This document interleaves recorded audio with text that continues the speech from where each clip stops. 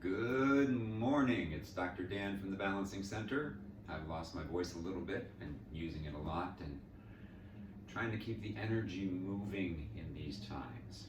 So today what I wanted to catch up with you about is putting some practicality. We've talked about anterior weight carriage of the head and sitting and standing things. Now, every inch the head moves forward, it adds 25 to 30 pounds to 40 pounds to 60 pounds of weight to the upper back.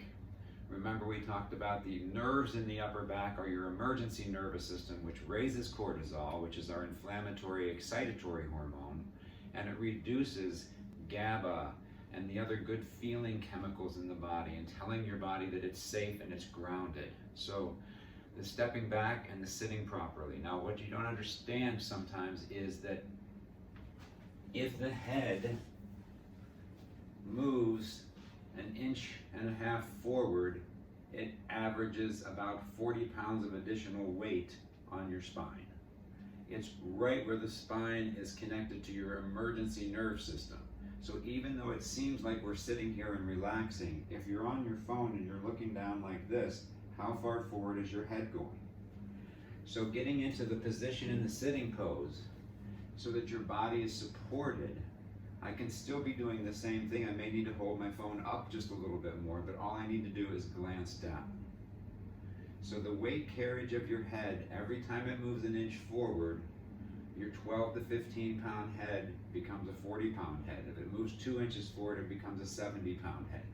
And it goes right into where the nervous system is responding to it as an emergency. And sustained emergencies is not a shock trauma, but a strain trauma. And once the body makes a solution that works, it's not looking for any other solution. So when you take a little step back, put the weight in the ground, let the ground find you, that automatically puts you back into alignment. When you're sitting in the chair, you get to the back of the chair instead of leaning back with my head. How far forward is that? How many more tens of pounds is that putting on my nervous system, right where my emergency nervous system lives? Simply by arching forward, leaning a little bit forward, and resetting yourself. Now when I'm sitting here, I could be looking at my phone and not putting my body and my nervous system under so much stress. So the practicality of these movement practices and these simple tips, taking a step back, finding the ground, let the ground find you, and sitting, has infinitely more effect in the world, realizing the mechanics of gravity. Gravity's also always pulling straight down. The reason we want your hips to be level and your spine to be centered is then the body has a way to respond back to gravity. And when your body has an ability to respond to a stress, that creates a sense of agency. It's still using energy. It's still in a little bit of a revved up mode, but it's not in an emergency mode, which is a reactivity. We don't want to be reacting to the world as much as we want to be responding to the world. And the word agency means we have the ability to respond.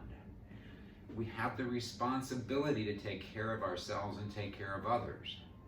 The one thing that we do here with the Nuka work helps bring the body back into a level playing field so that you have a chance to win. If the head is off center and the body's compensating and the hip is low, the body's always going to be in an emergency mode.